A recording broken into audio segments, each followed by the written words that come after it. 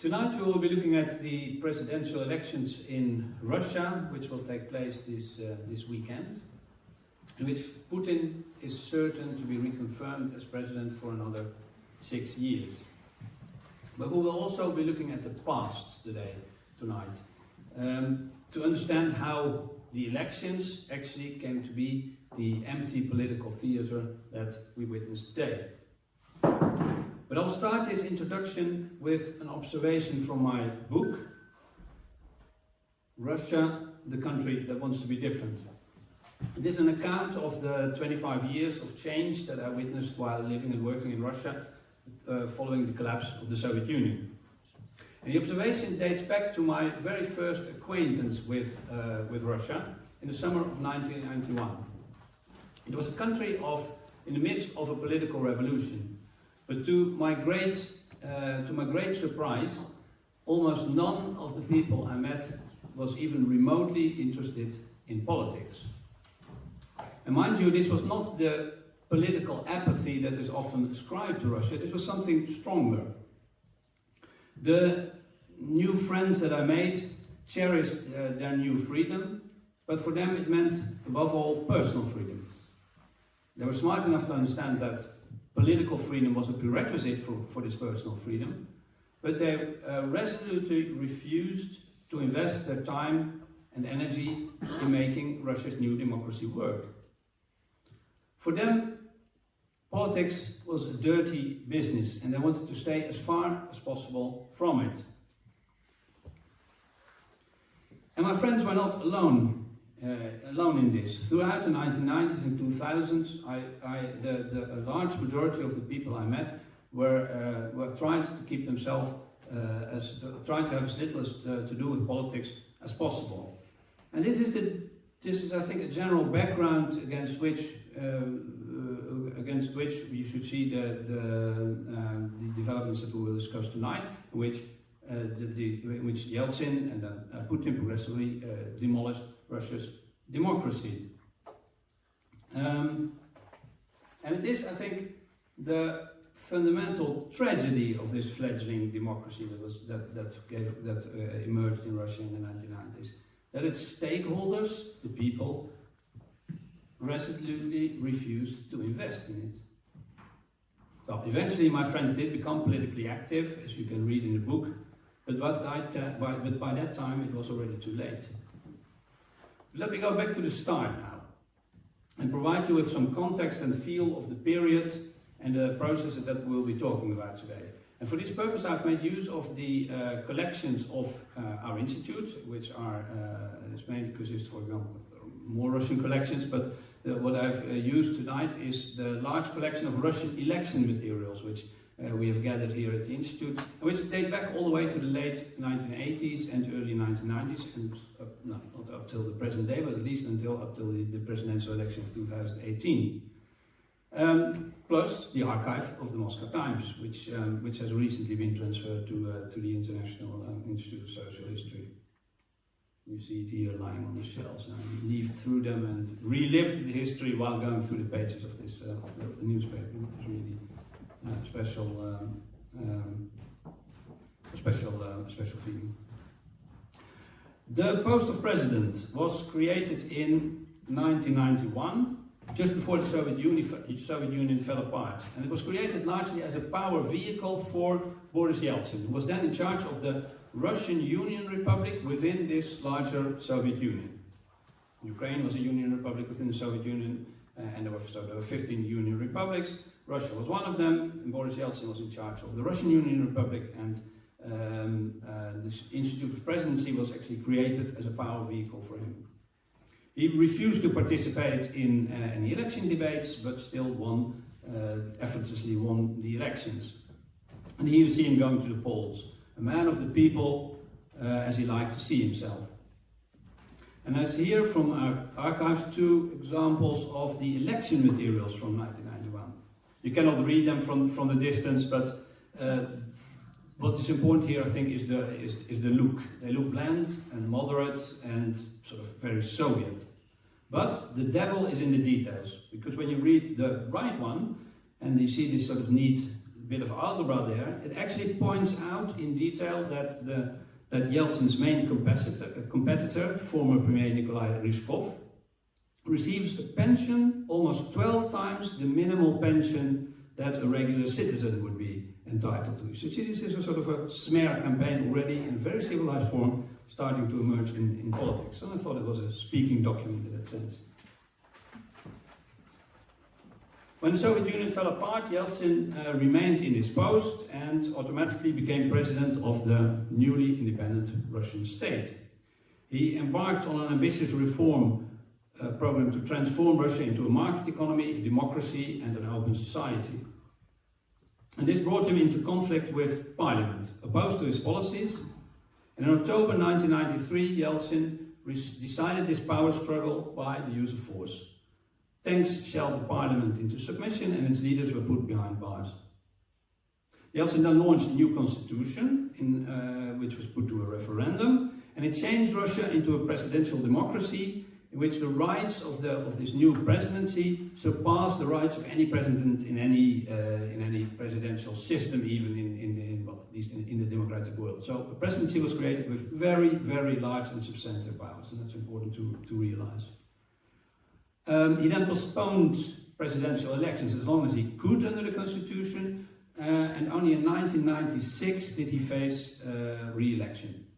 And this was then the most competitive election in Russia's post, or presidential elections in Russia's post-Soviet history. It played out largely as a confrontation between reformer Yeltsin and communist Zyuganov. Here on the poster to the right. Yeltsin in this campaign was by the opposite side was portrayed as the one who had thrown Russia into poverty and misery with his reforms. And Zyuganov was portrayed by the other side as the one who wanted to turn the clock back to the Soviet Union.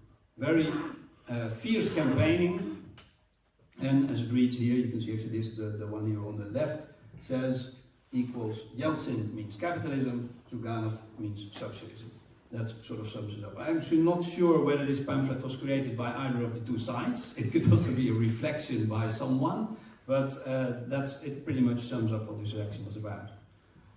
Yeltsin was very much reviled also in the campaign by his competitors, and you see that in these two smaller ones here. The left one is sort of religiously inspired. It reads, "Lord, save Russia from Yeltsin."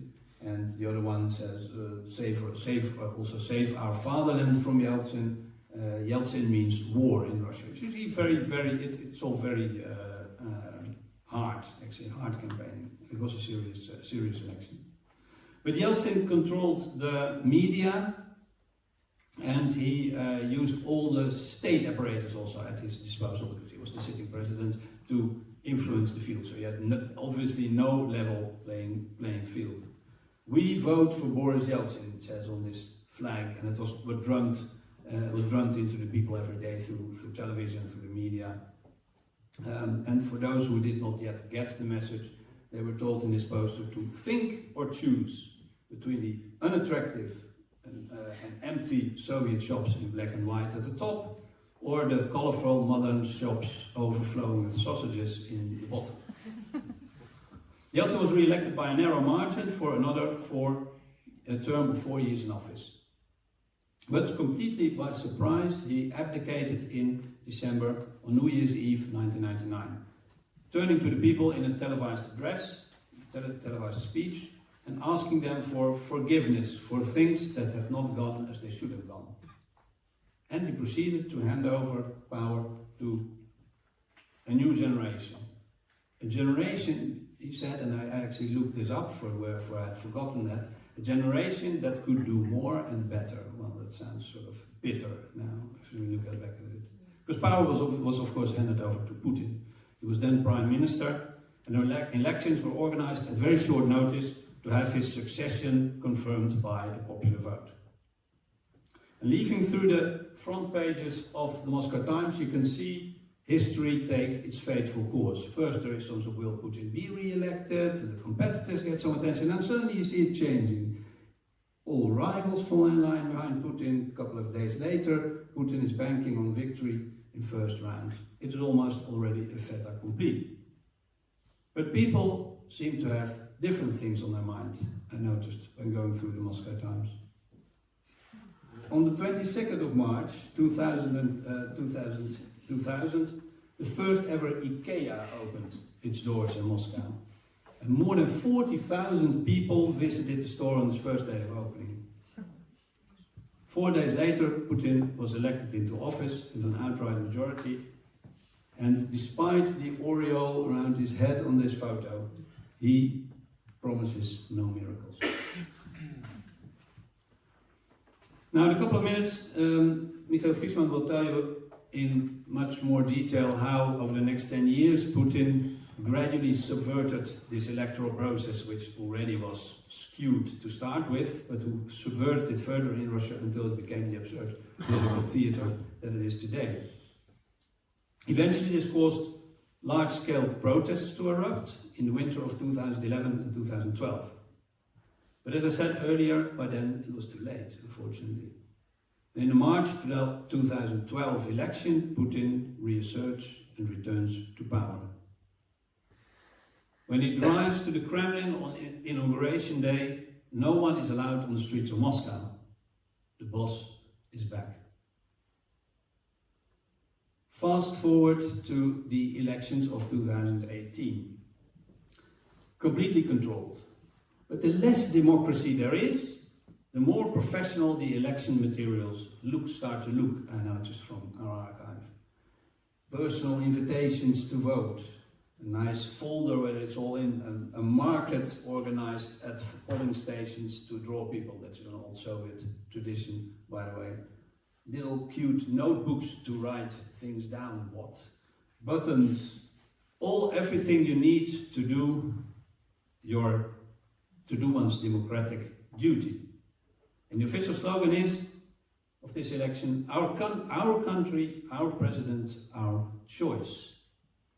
Whereas the only real choice has by then already eliminated from the electoral process on beforehand, Alexei Navalny.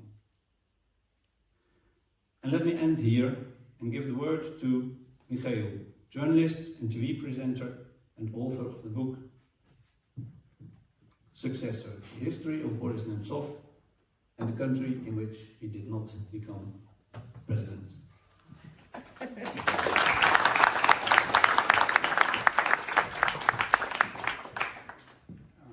Thank you very much. Thank you very much, Gijs. Thank you, everyone, for being here. Yes, I see my task as guiding you through this journey from the early beginning until it was over, basically. And Gijs made my task much easier by showing these wonderful, absolutely wonderful materials from his archive, which are absolutely wonderful. So basically what I want to say, I don't have much time, so I can be speaking hours about that. But I have 15 minutes, I'll try to be very short. Basically what I think is important, what my little take is about, is that the transformation of the election in Russia, the real transformation, took place between 1996 and 2007, or even I would say after 2004. That would be more even accurate. So after 2004, yes, the rules were constantly changing, the rules of the game, the different candidates, different goals that Putin had in his mind, but the outcome was always clear, and it was basically the same authoritarian election. So to a large extent, the election that we will see in few days doesn't differ much from the election of 2007 or 2012 or 2018. They're basically the same, and this is how it happened. So as Gijs already told you, Russia started its journey in 1991, trying to be a democracy, as a democracy, and the first presidential election of June 1991 was seen as a triumph of democracy, because it was the first time in history in Russian history ever that Russian leader was elected by a popular vote in a fair election. That never happened before in Russian history. But there were two details that sort of made this picture, looking at it post factum, not at that time, well, a bit, let's say, flawed. The first thing was that the winner of that election in 1991 was known in advance. There was no real competition. Everybody knew that Yeltsin would win. And the question was, would it be the first round win or the second round win? But there was no question about the outcome. There was no real sort of fight between two competitors. And the second thing, which is very important, because it sort of sets stage for what happens later, is that the idea of the strength of the president itself, whoever it is, the president is a strong figure. It was the competition not between the two candidates, Yeltsin and Nikolai Ryzhkov, as Gijs already showed you the materials, but of course the competition between Yeltsin and Gorbachev. Gorbachev, who was the president of the USSR, but he was not elected nationally. He was elected by the Supreme Council of USSR, and he was perceived as a weak leader by that time, by majority of the population. So Yeltsin came out with the idea of nationally elected leader, and this is who has the power he takes from the people to rule really strongly. And that's the idea that the president should be necessarily very strong, and that's basically how the whole thing starts, and that's sort of kind of the initial sin of the system in itself, I would say. Although again, it was a historic triumph of democracy in Russia. So, and I'm very sorry I don't have numbers and pictures here. It would be, of course, much better, but I just didn't have time to prepare that kind of wonderful, beautiful presentation. So next step is the election of 1996. You saw, Gijs showed you the electoral materials from that one, which was crucial in shaping the political practice and the main idea that the state is a player in the election. Before that, well, of course,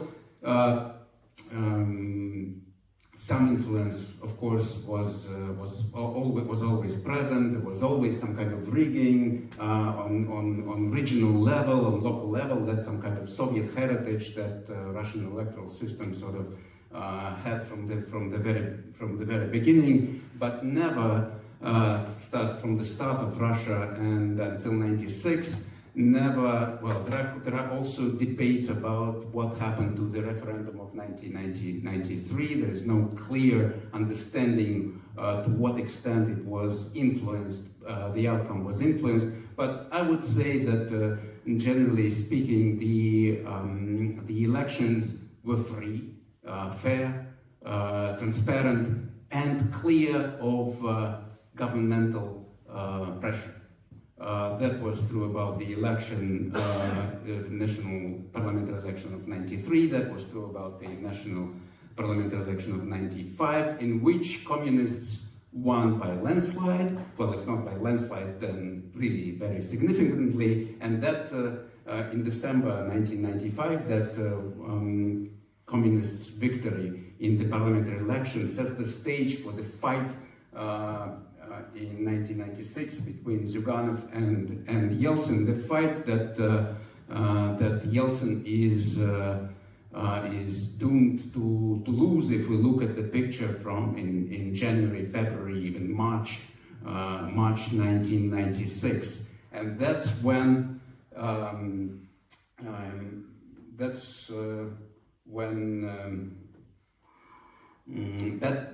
that election, which is also very important, is seen as sort of a last battle between democracy and communism and shadow of communism, because it was not long before, like less than 3 years ago, that that there were tanks in the center of Moscow, and that smoke of this civil war in Russian capital was of course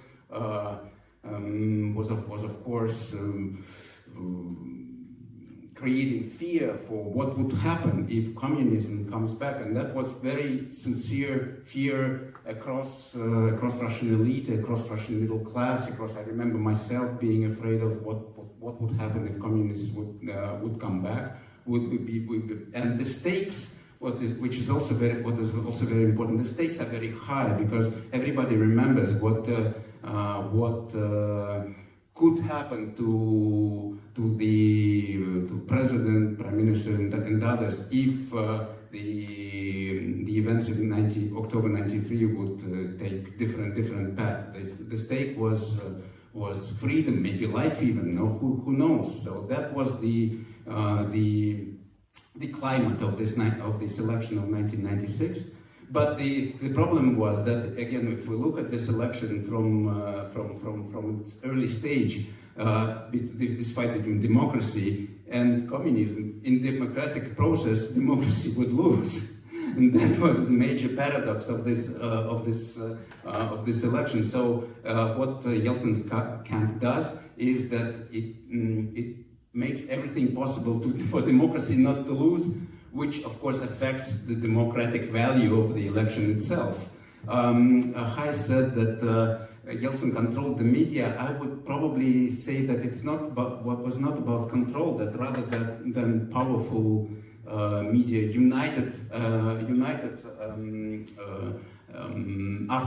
behind Yeltsin, because of what I just said. There was no real sort of pressure on media. It was an alliance which just grew because of the significance of what was at stake, and that's when for the first time in New Russia's history the concept of the state as a player in the election is actually very important, and that's when the state decides what can be done is that the will of the people can be inspired, influenced through some practices, whatever it would be.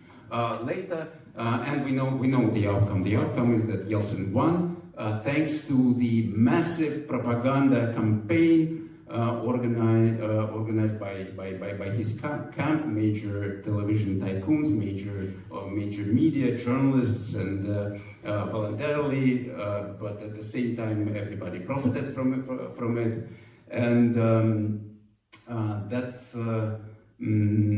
how Yeltsin won this election, and that's when everybody understood the power of the media. That basically you can create presidents if you own media channels. You can influence what people think, who they vote for. That was out of the question before 1996, and that becomes clear and obvious for everyone right after. So that's 1996. Then we fast forward to 1999. I'm sorry, and that the background for this election is that yes, Yeltsin has to leave. He has a successor. But what is also important is the default of 1998, which is not only financial default of the system, but also the moral sort of bankruptcy of the Yeltsin's course, Yeltsin's line during all Yeltsinism as a concept during all these years, and the difference between '96, which was the fight between the future democracy and the past as communism, is that this is the fight between the elite. The elite is split in two camps: the Yeltsin's camp and the sort of counter elite, which is represented by former Prime Minister Evgeny Primakov, who was even seen by Yeltsin as his maybe successor in early months of after default happened, but it didn't happen. So he fired him, but So it was the fight between the would-be successor and the successor. Would-be successor is Primakov, who built a strong alliance with governors who, very powerful governors, also part of the elite, and the leading force across them was Yuri Lushkov, the mayor of Moscow, and Yeltsin's camp, and the successor that they put forward, Putin. And that was the fight between more or less equal forces, let's say, because every party had media resources, quite powerful. Every party had financial resources, and etc. So it sort of was seen as a competitive, really competitive kind of fight. What happened is that there were two driving forces between the victory of Putin and Yeltsin's camp. The first media again. Now propaganda by the ORT channel put to a level never seen before in Russia's history. That was absolutely incredible what they allowed themselves to do on television, discrediting their political enemies. And the second driving force was, of course, the start of the war in Chechnya, which started basically the same day as Putin was appointed as prime minister and Yeltsin's successor. So, and this is very important to understand, because this is the heritage that Putin has. The next day he wins the election. He understands that what creates power, what creates presidents is media. You have to control media, and wars. That's what makes you powerful. We all underestimated the significance of the second war in Chechnya. What was important about this election, that the outcome was decided not in the presidential race, but during the parliamentary election of December 1999, because every party created sort of political structures to represent themselves during the political process. These were no real parties. They represented the interests of the players, but there was a political party created by Lushkov, Primakov, and others, which could be even defined as some kind of center-left, and political party which was called Единство, Unity, created by the Kremlin for Putin, which represented nothing but just Putin, and that's all. You saw probably the Shoigu with Putin. Shoigu, who is now the Minister of Defense and leading the war in Ukraine, was the #1 on the list of this unity party. The idea was that we just support, we just good guys. That's all. That was basically all. So that was the election of 1999, competitive, in which Putin wins, and yes, as Gijs said, surprisingly, Yeltsin resigns, but he resigns after the parliamentary election, after the outcome is already known, after the presidential forces, liberals, together with this unity party, get the majority. The historical shift in Russian history is that communists and left forces no longer control the parliament, and we now know the outcome of that. They win the parliamentary election, and that means that the other camp understands they lost. And Primakov and Lushkov, they basically just withdraw from the presidential race, because it doesn't make any sense for them to fight further. And that's how Putin comes to power. And then we move forward to the cycle of 2003-2004. Well, during these 4 years, his first presidential term, Putin takes control of every political institution in Russia. every political institution. He starts with media, like the next day he becomes president, he starts with media because, yes, he learned during the election how important it is. He takes over the anti-web channel from his rivals and now controls totally the agenda. Let's say he drives out governors from the upper chamber of the parliament. He, what else does he? He merges, well, that's big because the elite was split, now he unites it back. And that's how United Russia, Putin's party, comes to life in 2002, I think it happens, or even probably maybe last 2001, when he merges this party that Lushkov and Primakov and other powerful governors created with this unity party that was created from itself. They merged into what we now know as United Russia, the party of Putin and his bureaucracy. That's what this party is from 2002, and that's how he exercises control over parliament. Now, parliament doesn't play any role anymore because because the Kremlin exercises direct control over the vote and whatever will happen next. The control over parliament is the base of Putin's authoritarian power. It's absolutely crucial for his rule. There might be opposition, but there should be control. So by 2003 and in October 2003, he arrests Mikhail Fishman, the richest man in Russia, oligarch, owner of IISH, which is a signal to which basically means control over financial elite and over elite in general, I would say, and creates the stage for the parliamentary election of December 2003, in which United Russia comes out as a winner. And what is also important, liberal pro-Western forces leave the parliament, who've been there since 1990, leave the parliament forever and never come back.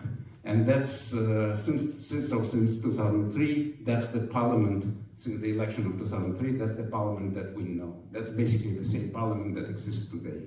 And the presidential election of 2004 is, I would say, even very similar to what we'll see in a few days, with even the same players, because Nikolai Kharitonov, who represents Communist Party in this election, was also present back then, because every major player, like Zyuganov, withdrew back then in 2004 from the presidential election, not to understanding the new rules of the game. And Putin won by a landslide, getting more than 70% of the vote.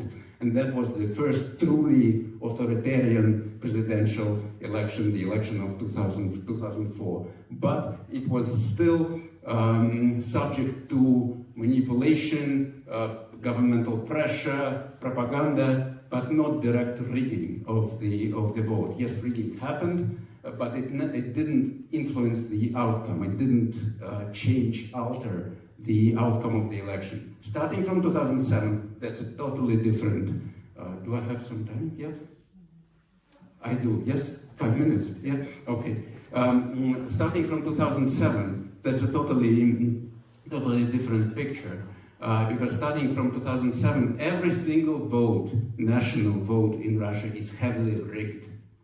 And rigged and this fraud influences the outcome significantly. Like without it, it would be different political reality, different parliament, different political reality. Why it happened in 2007? The stage for the new cycle, parliamentary election and presidential election, is set by Putin leaving the Kremlin and for his successor, Dmitry Medvedev, he decides to leave the Kremlin, but he needs control. He has to leave the Kremlin, but to have control, and that's when That's when they changed the rules of the game. They changed the rules of the election itself. They get rid of so-called single constituency elections, when you basically vote for somebody in your district, also for a party, but also for somebody in your district, a candidate. They get rid of that because they need united Russia all over the place. And besides that, that's the years of Russia's prosperity and incredible growth, and Putin can rely on, he's extremely popular and he can rely on that.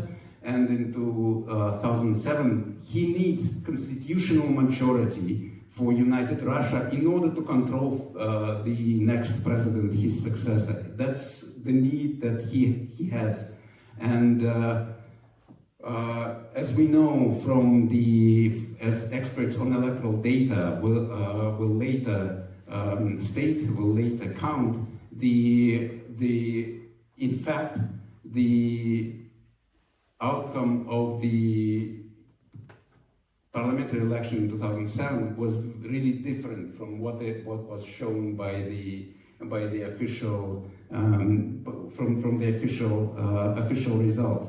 I will tell you numbers. The numbers are that in 2007, united Russia, in fact, if you clear its outcome from so-called extra abnormal votes, which come from direct rigging, manipulation, whatever, so united Russia would get 56% of the vote instead of 65%. And instead of constitutional majority, which it got formally, it would be a simple majority and a different picture. And the most rigged election that Russia knows since then is the presidential election of Dmitry Medvedev in 2008, where he got extra 14.6 million of votes. That was the first truly authoritarian election in Russia. And what we saw in 4 years, in 2011 and 2000, when you saw these crowds of Bolotnaya protests, was the next step of this truly authoritarian electoral system,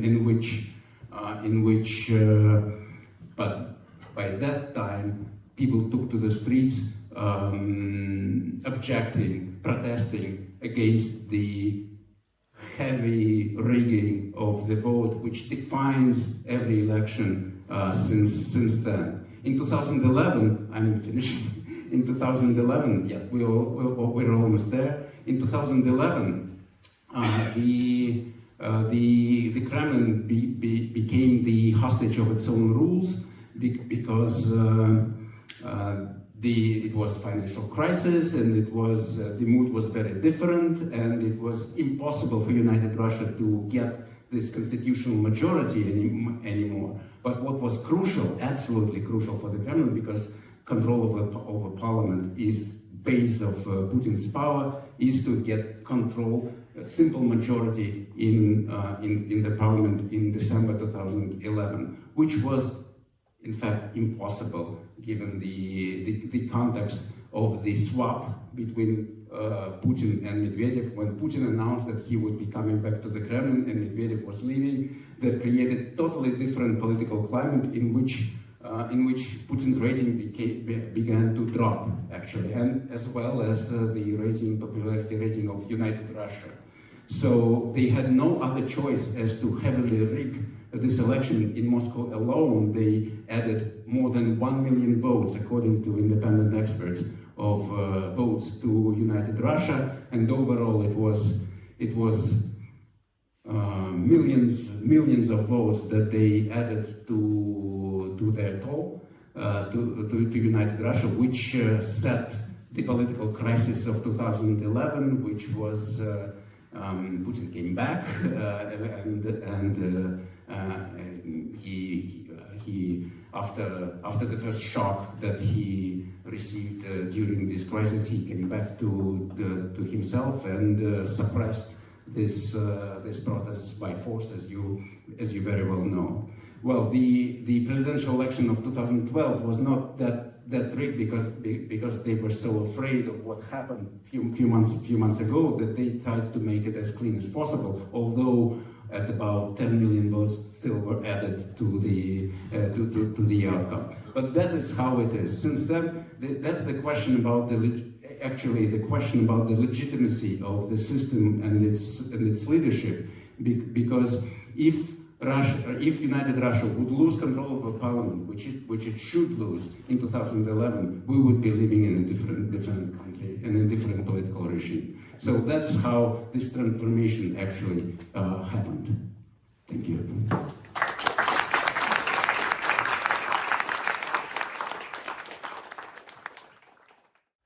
Well, let me first introduce my guests in a little bit more detail. The panel is composed of Russian independent press in exile, which, due to the unfortunate circumstances of the war, we are able to gather here in our Amsterdam Institute this expertise together on a platform, which is of course a sad occasion, but on the other hand, it's in terms of expertise, we have a very special number of people here on the platform. And Kristina Petrasova is a representative, is of course a bit of a strange word, but so it's from the Russian-speaking community in the Netherlands. So that's the mix of what the panel is composed of, and it is so we have, in that sense, we have very direct expertise on the processes that we are talking about tonight.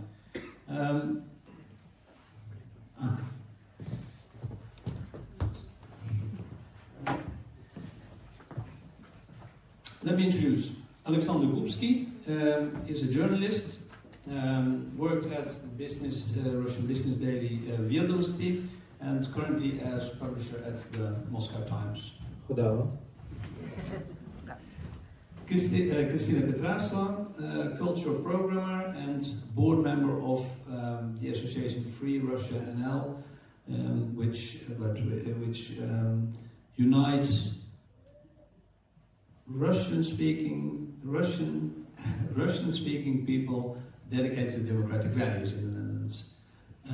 Samantha Berkhead is also a journalist and works as editor-in-chief at the Moscow Times and worked as a correspondent for the Times in Moscow before. Mikhail Fishman, journalist, TV presenter, worked at Vedomosti, also the business daily. No? Oh, I thought so. In the Moscow Times, Misha was editor-in-chief of the Moscow Times. That was on my list next year, but I thought Vedomosti also don't know, so I was misinformed here. And a Russian Newsweek, yes, okay, and currently at TV Rain, the last independent television station, which was expelled well, you left Russia so soon after the start of the war and is now based in Amsterdam. We have 3 blocks of questions in this discussion, and I'll start with the first one. We've been looking at the past over the last half hour, and we saw how the electoral process in Russia was subverted from more or less free elections into the very much controlled system that we see today. Now I think we should we will look at the present elections for our first block of questions scheduled for this coming Sunday. Now, this has been called by some special electoral operation, of course a nod to the special military operation, as Putin calls the war in Ukraine, rather than elections as such, because the outcome is certain. Putin will definitely be elected, you could even put it in quotation marks, in a landslide victory, whether it's real or whether it's managed. And this, of course, raises one very fundamental question, which also, which you could also put to the other elections that Mikhail, for example, spoke about before. Why hold such elections at all? What purpose do they serve if the outcome is controlled on beforehand? Can I start? Give you the word, yeah? So in my point of view, it's of course now they have electronic votes, which no one can control, and they may draw any figures they want. 70% is the dream, 99 like in Soviet Union, or 146 when it was in Rostov region. One of the previous election. Any figures? No, they need this election to test the society. If because currently Russia is the main employer, the state itself, dozens of millions of workers in state companies, all doctors, professors, and millions of bureaucrats. They are all asked to go and to vote for Putin.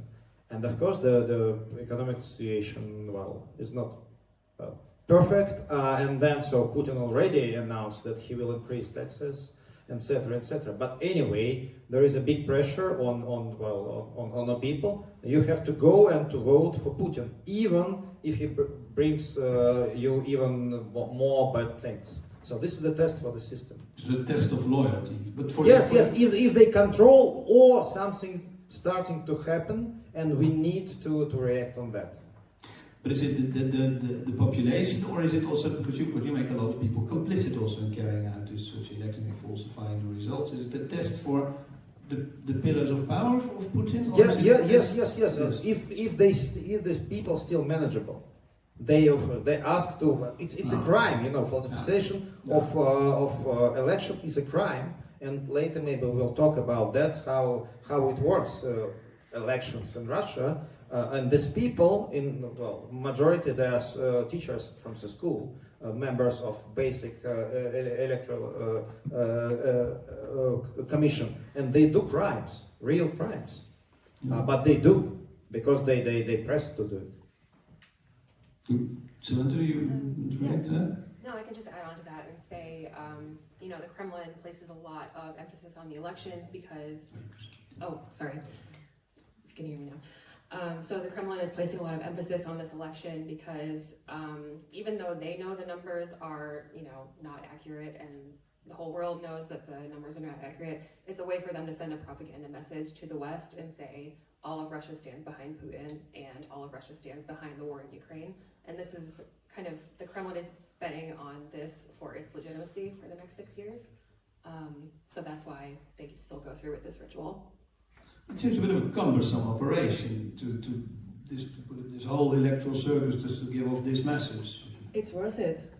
It's worth it when the whole world believes that you're a legitimate ruler and that your system is legitimate and you can do anything you want, then it's worth it. But do people believe it? Because it seems like outside Russia nobody believes it. Well, if you believe the Western media, what you read in Dutch newspapers, in English newspapers, people quite believe that Putin is a legitimate ruler because people refer to some sociological researches, to the numbers, and this is the idea. But do you then think that Putin would not be elected if these would Putin still be elected if these elections were fair? So do you think? No, definitely. If Nadezhdin could participate, there will be the second round. Misha, you are. This is not obvious. Well, this is not obvious that under current circumstances, and even if they would let Nadezhdin run, there would be a second round. It's not certain at all. But what is certain is that Nadezhdin would show quite a number. And that would, of course, be a message to the system, to the outside world, to everybody involved, that the consolidation behind Putin is not that strong as they projected.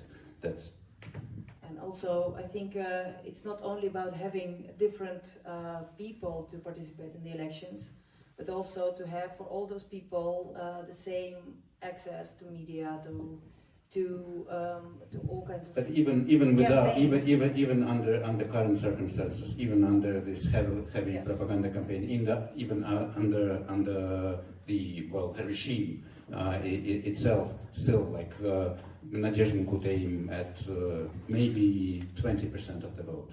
That's a lot. Yeah, yeah. So a managed system then, serving as a test of loyalty, designed to put out a message to the outside world, but also to the inside world, obviously, that Putin is legitimate. But what's the role? Because I've always wondered, well, there are 3 other candidates on the ballot now, who stand no chance. What is their role? Why do they participate in this political theater? What's in it for them? Or is it an order they get? How should we see this? The worst Russian sickness, cynicism. No, it's still old rules, because there are opposition parties in Russian parliament, which are not a parties at all, and they are not opposition, because for all these 30 years, almost the same leaders of this party, they never won elections. I mean, they all participated, like Zyuganov, like Zhirinovsky, in this presidential election. They always lost. They never been replaced by their members of their party, because for them it was a brilliant situation. They were sitting in the parliament, getting a lot of money, no responsibility, and they're just voting as Kremlin told them. So it's still old rules. It must be, there is one national leader, but it must be a theater of with actors. And so presumably the other 3 candidates do get something out of this as well. No, but this year, it's the most boring presidential election in the history, because for everyone it's clear that they even don't pretend to win. No, really, it's the boring. They disappeared because there is only pro-war or anti-war. There's no other issue in Russia. If you take a look at Russian news where they cover the election, you would even notice that they do not present them as candidates. They sort of represent their parties at the election. That's a totally different concept already. It's not; these are not candidates. These are some kind of delegates at this election. It looks completely absurd, but at the same time, it's basically the same thing as 20 years ago. Yeah. Nadezhdin, you mentioned him, excluded because he presented, there seemed a chance he would get a real percentage of the vote, an uncontrollable element, apparently. He was excluded from participating in the election. Does he still play some of a role? Or let's put it otherwise, the people, these 20% who might have voted for him, what will they do now? Well, you can't watch them hold their heads, obviously, but does the factor that he seemed to offer a window of opportunity, does that still play a role in this election now, even when he does not himself participate anymore? Actually, I don't think so. I think that this election is done in terms of intrigue or any surprising outcome we might get from it after Nadezhdin is out. Nadezhdin's outcome would be seen by everyone also, which is very important, as an anti-war vote. The vote of Nadezhdin would be anti-war vote. It would ruin the Putin's concept that the overwhelming majority of Russians support the war. This is not going to happen anymore, and those who would vote for Nadezhdin, some of them would still vote for one of the candidates present, but their vote wouldn't mean anything. Some of them would abstain from voting at all. Some of them would probably delete somehow the. Yeah, because that was my next question. What do people who do not want to support Putin? What options do they have in this election? Yeah, they can ruin the ballot. They can take the ballot home. They can vote to one candidate who is not Putin, or they can boycott, but just come to stay in the queue at 12 o'clock Yes. at noon on the 17th. But again, this is not the first election in which those who are who are against Putin and his system do not have any choice. It's not the first one. Yeah, but again, I think I've been monitored twice in 2 elections, one parliamentary, one presidential. And on parliamentary election, we proclaimed after counting the results, we counted that 1.5% of bulletins are so illegal with mistakes, with double votes or something like this. So 1.5%. Of course, these votes were sent to upper chamber to control, etc. What they did, they surpassed all this 1.5% to Единая Россия, to party of Putin. So I think this is that's why it's not the case. There will be a bulletin, and definitely they will add it. Doesn't matter if you do something wrong with it, or if you take it to home, that they will add it to Putin. But again, so one needed because they have electronic elections. There's no illusions about the outcome of the elections, but the idea is also to make it a little bit less easy or something, to make like a little bit more rumor around it, and raise your voice, show that you are not not voting for Putin, so not just to stay silent and to just give away your voice silently, because your voices will be, of course, stolen.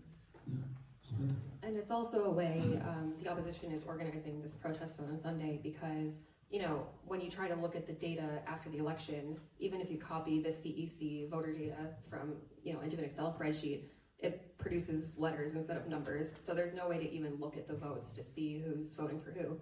So this protest is aimed at just giving a public display, the only way that's left, to show that, these people don't support Putin. You're referring to the 12 o'clock protest, yeah, because what do you expect this to be? There's obviously the anger about Navalny, which is present there in society. How big do you expect this turning up? Well, Navalny, and then afterwards his widow Yulia Navalny called on people to come at 12 o'clock to the polling station as a way of a safe protest. Do you expect this to become big? And if it becomes big, what sort of effect might this have? If you see the queues around Nadezhdin, and then the queues to say goodbye to Navalny, I'm quite positive. I'm quite hopeful, because in today's Russia, having anything of a protest is really life-threatening. So when all main opposition leaders at once asked their followers to come and sign for Nadezhdin, you saw real people standing in queue, standing in line to support him, his anti-war candidacy. Nobody expected that. That was a total surprise. And this is, I think, the energy that we strive on, I think. Absolutely true, but the problem is that it's hard to imagine how it would look like, because on contrary to the queues for Nadezhdin or to Navalny's funeral, it had just one center, his grave, and the queues of Nadezhdin were also in like one, or they could be counted. So there were less spots, but we have so many voting districts and so many polling stations And time zones. and everyone has to come to his own polling station. So this protest will be automatically dispersed across the whole country. And the question is, open question is, to what extent it will be visible. And I have to admit, I do not understand that. Yeah, but again, so I think it's very important for the people in Russia to see that they're not alone. Because the narrative that's everyone for Putin, everyone for war, but in fact the forces is not true. And then one just interesting remarks, we've all seen all these queues with people who wanted to sign, they would give their votes for Nadezhdin, and we haven't seen the same queues for Putin.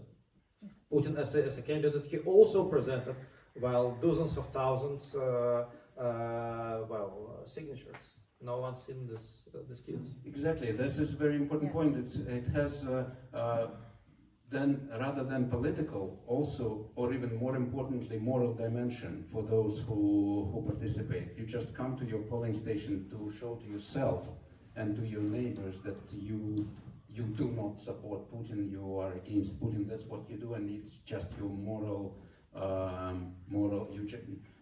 choice that you make, not necessarily politically very visible and valid, but still valid for yourself.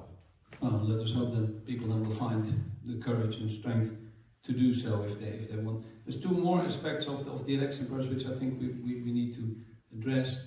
And one of them is that these elections, and you read very little, but we know very little about it, I think, is that these elections are now also carried out in the occupied territories of Ukraine.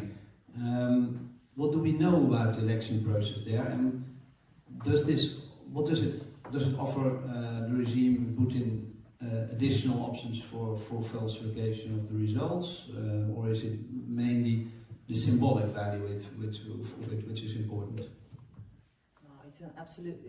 There are a couple of millions of people living there. That's direct leverage for direct adding to Putin, and there is no journalism. There is no free journalism. There is no there's no information coming out there. And if you also saw some photographs on Russian media in the past days, the elections there already begun, and you see the circumstances in which people are actually forced to vote with a military guy, with a big gun and a mask, and he's standing there. It's very weird. So the circumstances are not a free, open place, of course, where you can just come and say whatever you want. Mm-hmm. And are they all Russian citizens, those people? No, that's of course also a question. Are those who hold the Russian passport? But is anything known about that? How the extent to which this has been extended? Or? Well, we have examples. We know what to look at, because these territories, occupied territories, they already had 2 votes under the Russian system. The one was the sort of referendum of entering Russia, and then they sort of elected sort of local parliaments, and every time it was more than 90% of the vote. Absolutely incredible and absolutely fantastic number, which is a total sham from the beginning, and everybody understands that. And I don't expect less than 90% for Putin in occupied territories this time. I can give a statistic, might be helpful. So in the 2018 election, today compared to 2018, there are 10 times fewer election monitors from independent monitoring organizations in Russia. But in the occupied territories, it's absolutely no monitors there. So it's a complete black box. Yeah, which offers endless opportunities for easy manipulating, easier than in Russia itself. And everybody understands that it's very important for Putin. He has this story that he so likes to tell about people voting under shelling and not moving an inch, but still voting for Russia and whatever. So that they will, of course, Sergei Kirienko, who's responsible for this vote, will do to prove Putin right again. That we already know before it even started. Another aspect, which is also very specific for the period now, is that due to after the start of the war, and especially after the start of mobilization, about 1 million or more people left Russia. You are here now. The vote abroad, because Russian citizens who live abroad can also vote in this election, and some actually do, some won't. Kristina, you can probably say something about that. Yeah, it depends if you want to vote. Yeah, it depends if you want to vote, and if. I still didn't decide. Yeah, there is. there's something about it. From one side, I really want to vote. From other side, I really don't want to be my vote. Yeah, to just show myself there in this building. It's risky. Well, it's not risky, but it's just I don't have respect for that institution. So I don't. So it is also a dilemma in that case. So that you participate. You still kind of accept this thing. But there are people who definitely will go to vote. Absolutely, I'm just one person, and there will be in our Telegram So channel. the people who definitely want to go to vote, these are also people opposed to Putin, well, Yeah, so you can judge. So it's people both who support and who wouldn't support, who definitely Yes, want to vote, yeah. Just from our little poll in our Telegram channel, where I think around 700 people replied, more than 60% will vote against Putin. A little bit of 3% will vote for Putin.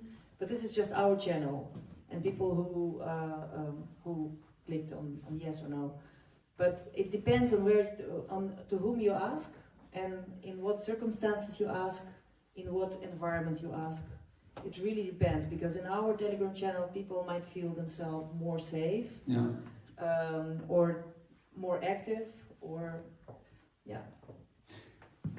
Alexander, Misha, do you want to share something like this? No, I think we made already, we broke already a lot of rules, Russian rules, and one of them said we have not informed embassy and consulate that we're here already for 2 years. But I don't care about that. They still don't know. Yeah. No, well, we are public persons. They definitely know that we're here. But again, so mentally, it's quite tough, because it's still the embassy of my country, but it's an enemy territory for me. It's quite strange to go there. Well, I've been in business trip in Brussels. Maybe I'll go there. But no, it's so emotionally, it's quite tough. I can only add to basically the same. I have same reservations. I will definitely go to The Hague on Sunday. I'm not decided yet what I'm gonna do, but I don't think that's the most important thing. The most important thing for me personally would be to show up and take part in this noon against Putin. Which is organized by personnel, isn't it?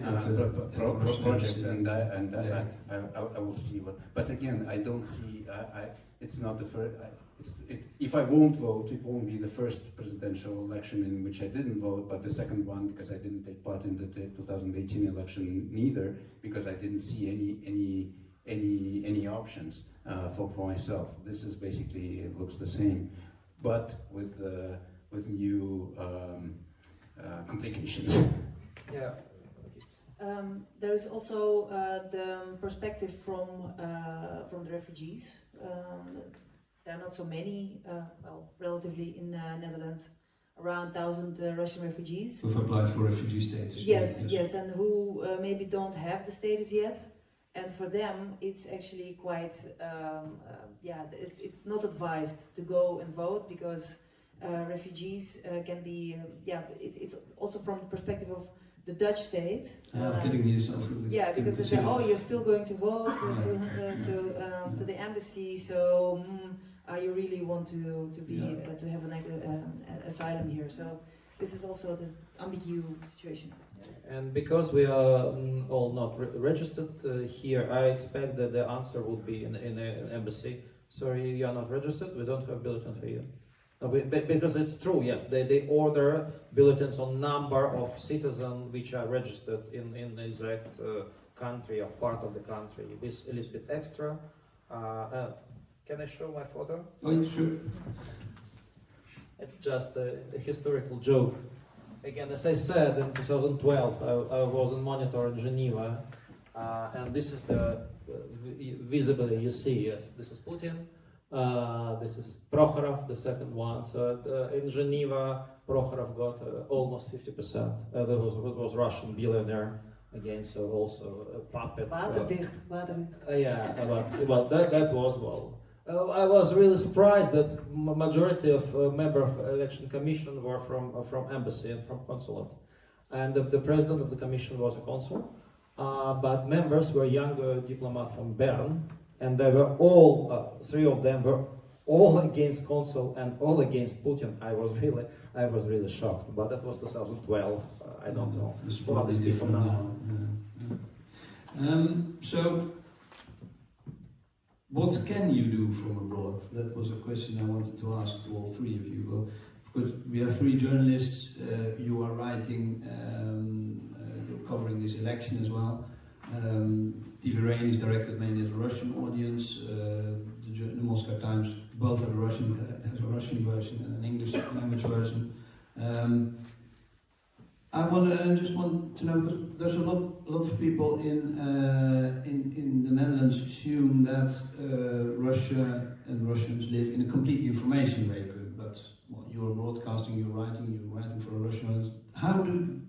How easily can people read the thing, or read or listen to the things that you write about the elections or about any other topic? Well, I would say that, to give you an example again, the Nadezhdin momentum earlier in January wouldn't happen without media in exile participation and covering it and presenting his figure, his candidacy. So it just because it was Russian media was completely official channels, of course, were silent about that. So it just wouldn't happen.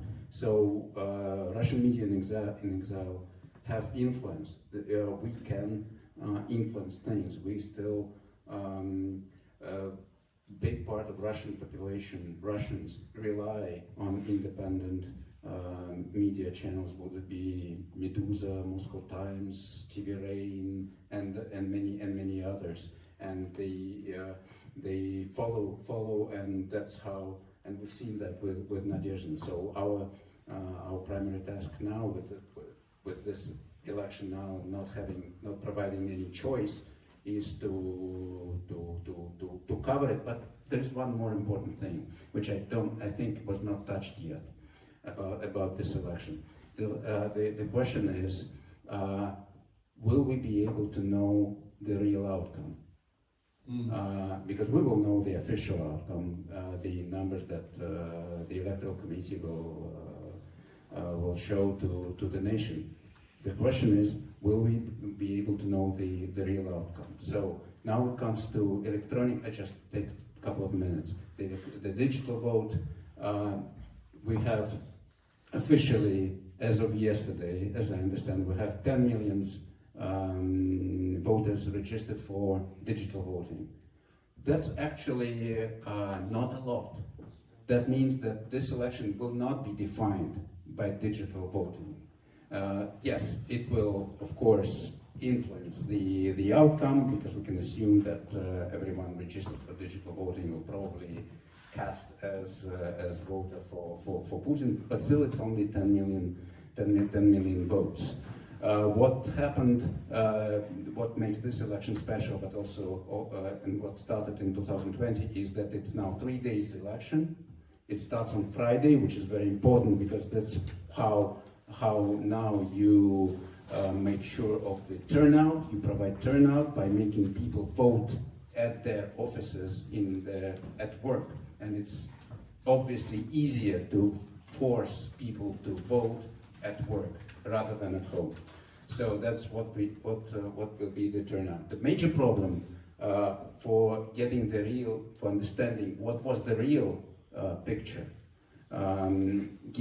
even given the pressure and everything, is not, as I understand, not the digital vote itself, where you can't see where the real vote comes from, and you can't sort of see what is the abnormal part, extra votes that the system added to the cast. But the real problem will be to get data from inside the Central Electoral Committee machines. That's the most important thing. If experts in getting it will be able to get the data. We will most likely know the real outcome, which is very important because it works. We know it because as I said, it started in 2007, and since then we know we know how legitimate the system is.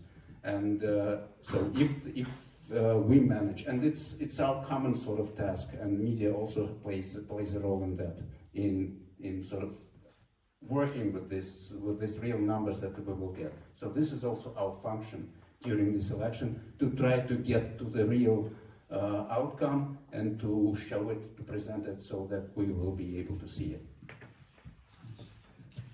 Well, there are many, many more questions I would like to ask all four of you, but I think there's probably a lot of people in the audience who would also like to join in with questions.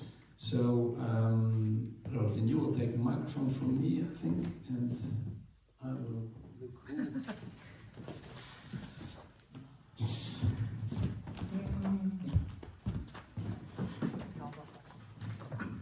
Van der Berkhead.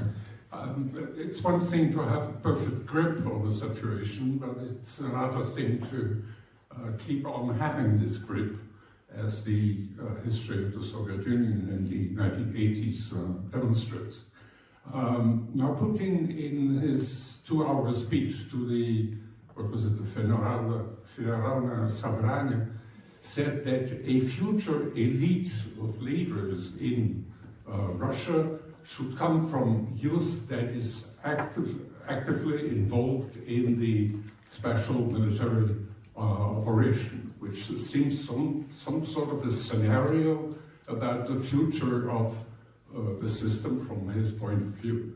Do you think that this is a realistic prospect? And if not, what could the, let's say, institutional future of Russia be? No, I hope the system would not survive until this time when this future leader become leaders.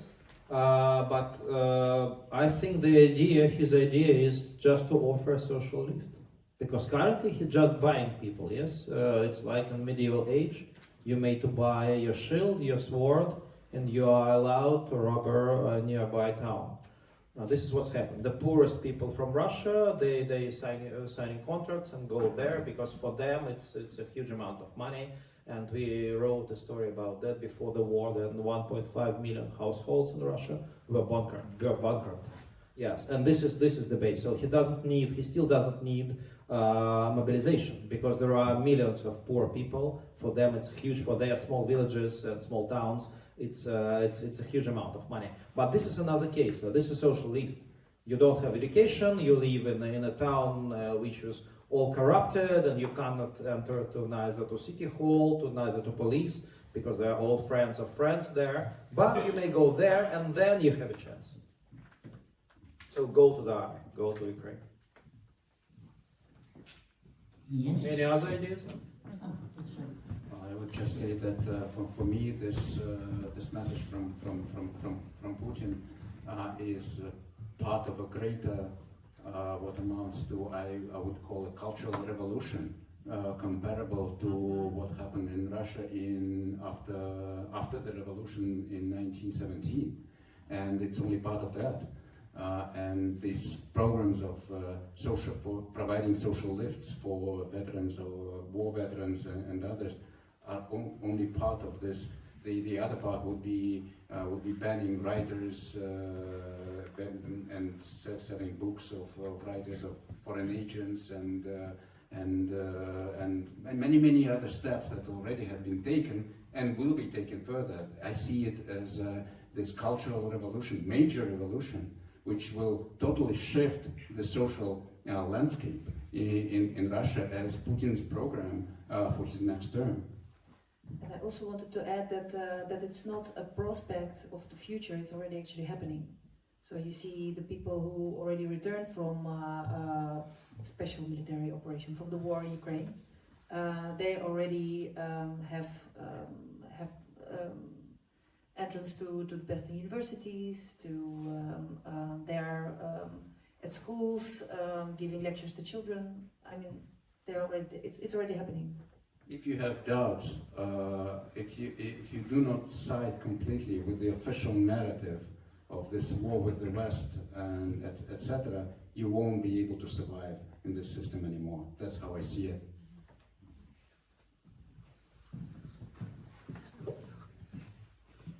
Thank you so much for your wonderful presentations and also for this fascinating, a bit depressing conversation. I was wondering about the following. What could the West, or perhaps other countries all over the world, do in the aftermath of this special electoral operation? A number of prominent opposition figures, including Yulia Navalny, Dmitry Gudkov Jr., called for a non-recognition of Putin by the Western leaders after this weekend. And of course we have some interesting precedents for that, namely Alexander Lukashenko was not recognized by the European Union, by the United States, and a number of other countries. So would it not be the suit to follow in the present situation as well? As a lawyer, I do see why it could be quite useful not to recognize Putin as the duly elected and legitimate leader, because that would essentially limit his itineraries. It would limit the number of places that he can visit. He would certainly want to avoid arrest, because as someone who is not head of state anymore, he would lose his personal immunity and he could be brought before any foreign court. But I'm wondering more about the impact of this non-recognition within the country itself. Do you expect it to lead maybe to a split in the elites, or would it result in any sort of shift within the electorate, who might see Putin as really someone who lost legitimacy on the world stage? What are your reflections on this? I think it's a very, very strong. It can be a very strong signal inside the country to people around him that when Putin is personally not called legitimate, personally, then you give a strong signal that there is still room to communicate and to talk further how to solve problems, how to end the war, but not with Putin himself.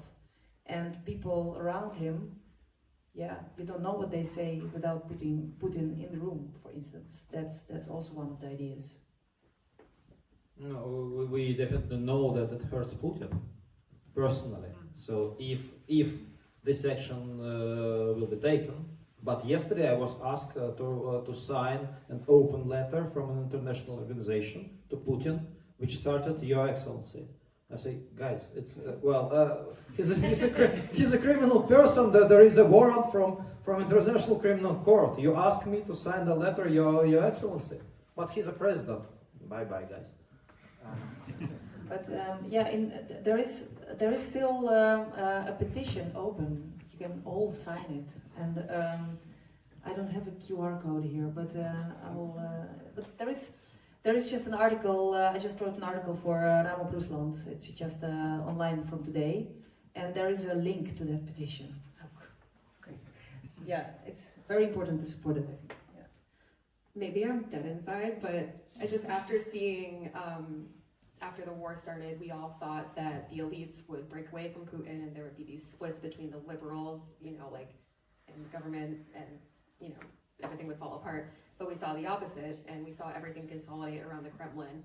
And I just, knowing that that's the precedent, I fear that, if there's non-recognition of his presidency, it will just give the Kremlin more ammunition to say, look at how we're being attacked from the outside, from our adversaries, and it will just strengthen that even further.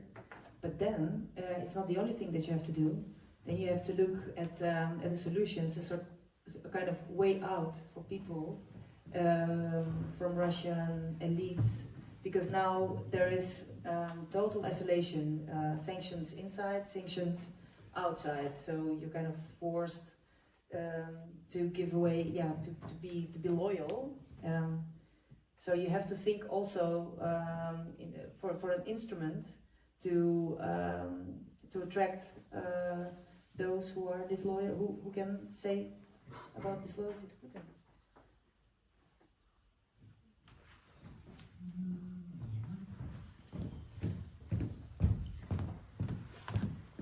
Oh yeah. Hi, George Lansing. It's a tiny little bit beside the subject, but let's assume that you're, because of your in-depth knowledge of the Russian society and Mr. Putin himself, that you're appointed as a team as special advisors to Mr. Emmanuel Macron. And of course his last move to Putin was threatening him with EU troops sending to the Ukraine. Now Mr. Macron, let's assume, has a meeting tomorrow with Mr. Putin. What would your advice to him be? How are we going to move forward?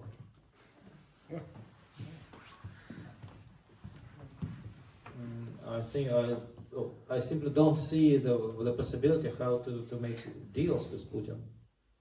He doesn't respect his own words.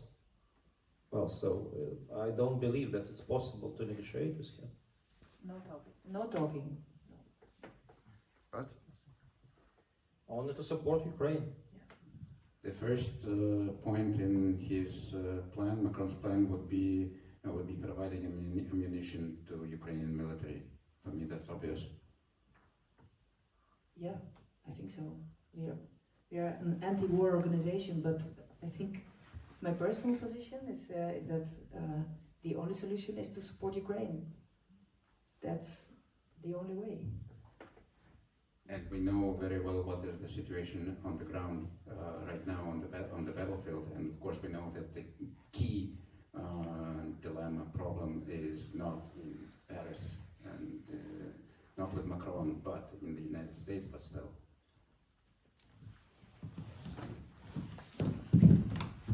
Yeah, Tony van Tocht. I have a question about the role of women in the campaign. We saw Dunsova as one potential candidate, and then she was not accepted. But you see also increasingly protests by soldiers' mothers, partners, and it's very difficult for the regime to deal with that. I mean, with those protests, they arrest journalists, but they don't touch the women. I mean, not directly or very openly. You see now also outside the role of Yulia Navalny. So how is this going to play out? Not only Sunday, but also more in general in the future. Is there some hope that women can change Russia? Yeah, I think so. I think so, absolutely, because there is a lot to ask from women. They have to make new soldiers. Yeah. They have to bring them up, but then they don't want to give their children to the war. So it is indeed a difficult situation, because the mother figure is of course very important, but and still you see that increasingly the face of the resistance, it's a lot of women also. There's a lot of women's work in there, and feminist anti-war resistance is also, that's also quite an effective structure. Yeah, I mean, I think the situation now in the war has really shown Russian society and with the rest of us that the Russian regime right now is showing the absolute limit of like patriarchal power and the damaging impacts that has on a populace when it's a society, like, you know, it's a society that doesn't value human life. So I think, not to get into too many like gender binaries, but I think the fact that women are leading the resistance in a large way is not a coincidence. For the women, the mothers and wives of soldiers, they're a bit complicated because, you know, something that kind of gets glossed over in a lot of media coverage is that not all of them are necessarily against the war, and they're not necessarily against Putin. They just want their sons and their husbands back. And maybe that's part of why they haven't really been touched, is because they're, you know, they are showing resistance and they are showing up every week, but, you know, they still are careful to say, or maybe they're just saying this so they're safe. You know, they say, we don't oppose the special military operation, etc. But yeah, in conclusion, I agree with you.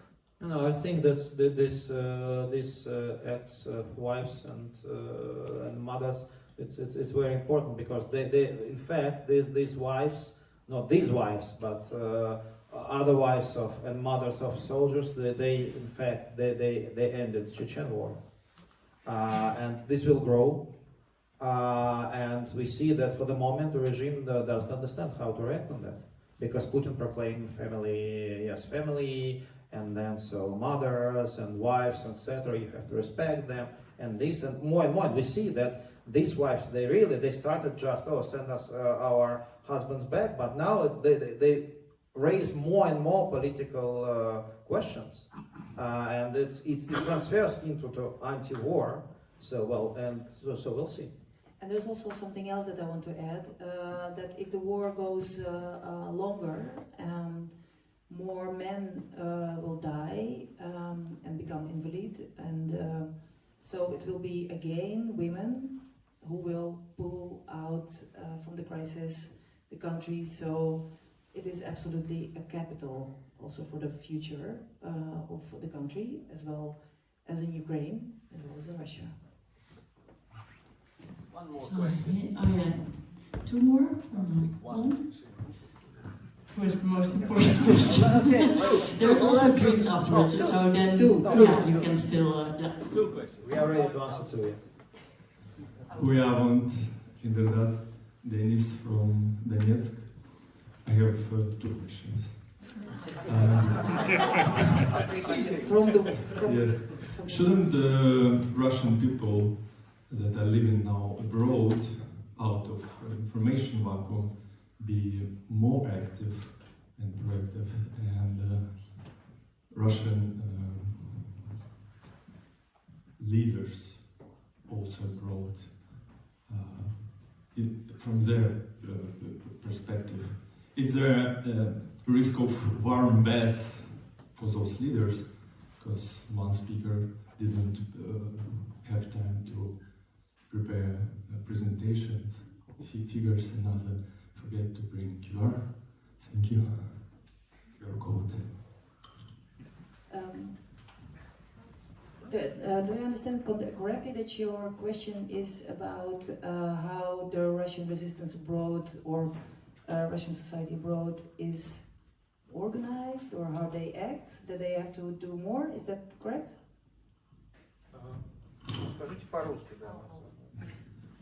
Simple people, I mean, not leaders, citizens of Russia that are living abroad shouldn't be more active, because now they're living out of information vacuum, and leaders of information leaders that are also from Russia shouldn't they lead Russian people abroad with right information, well prepared, with presentations, with figures, with QR codes for science, online science petitions, and so on.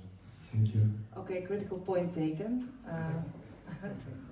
But just if it's okay to begin, it is so that that the protest voice and the active participation in the resistance can be better and can be more, absolutely. And we work really hard to make it work, and to organize and to learn to organize ourselves, because the democracy and the civil society that goes together with democracy is something new for Russians. I'm here for a very long time in the Netherlands, and I know a little bit how it works. But when I find myself among Russians, I see how quite chaotic it can be, quite difficult to organize. How people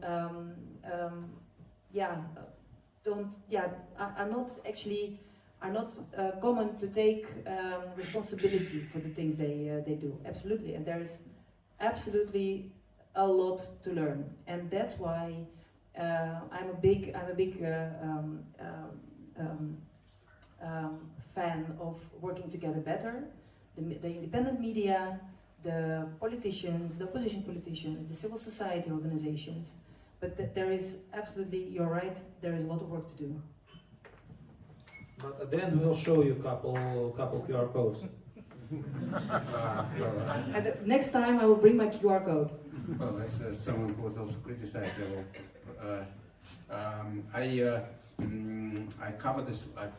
I cover this war and what's going on in Russia and on the battlefield on weekly basis for 2 years now. That's my job. I don't think that that's enough, and I totally agree with the point that Russians abroad have to act, and have to be more present in this anti-war sort of movement. I would totally agree with that. I can't force these Russians to show up. What I can do is provide example, and for me, it's a part of my life to show up in any more or less every outside event there is, to show with my own example that that's what we should do. And I think that that Russians outside are not active enough. This is what I would totally agree, and could do more to show the anti-war and anti-Putin sentiment, and send the message to Russians who are inside in Russia and cannot allow themselves to show up and to protest publicly on the streets, because it's very dangerous, and we can't demand that, but we can act. So that's my position. That's what I try to do. As of numbers and presentations, in my presentation and slides and everything, I don't find it that crucial.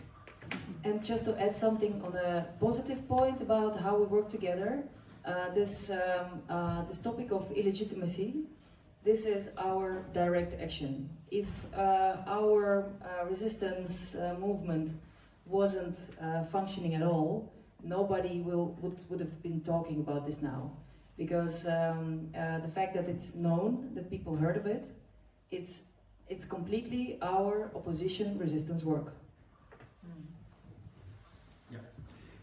Good evening. Just a question. So you said a lot about what we know, what we expect, and the fact that there's no real options for the others, but we've seen all these people on the street protesting against the war, and then at Navalny's funeral for Nadezhda. Now, do you expect, is there something that we should look at to understand that these people have done some sort of protest in the ballot?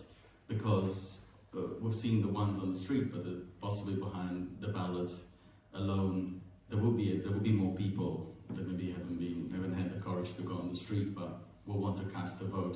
Do you see someone of the candidates that possibly could be identified as a person that could get more votes and could channel this sort of protest?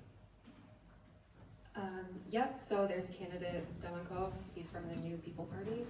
He's, it's still a parliamentary party, so it's very systemic opposition, but his platform has been calling for peace negotiations and calling for normalized relations with the West, and he's also calling for improved freedom of the press and an end to, really harsh restrictions on foreign agents.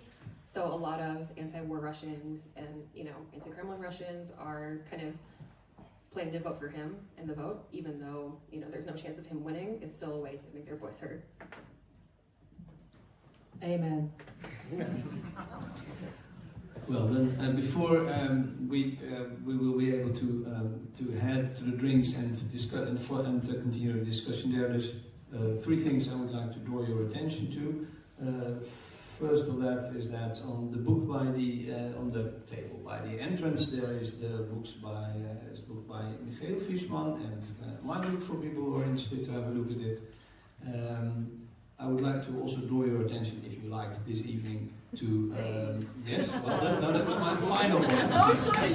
I would also like to draw your attention, if you like this evening, to keep an eye on our social medias and our website, because we regularly organize evenings like this on different topics, sometimes on Russia, sometimes on other issues. And of course, yes, now you can click, yes. And I would like to, first I would like to thank my guests for being here tonight and for taking the time from their, quite busy duties in this week, also in the run-up to the elections, to be here and to share their knowledge with all of us. They're all operating from exile with unstable funding. Free Russia NL is obviously is an organization which is a non-profit organization set up without funding. If you want to support their work, here are QR codes that you can make a donation on. And do these QR codes also lead to, for example, the information about the petition? No, but then you can just find it on the social media. Free Russia now is present everywhere, I think. Yes. Yeah. So that I would like to thank all of you once again. I would like to thank the audience for being here. And for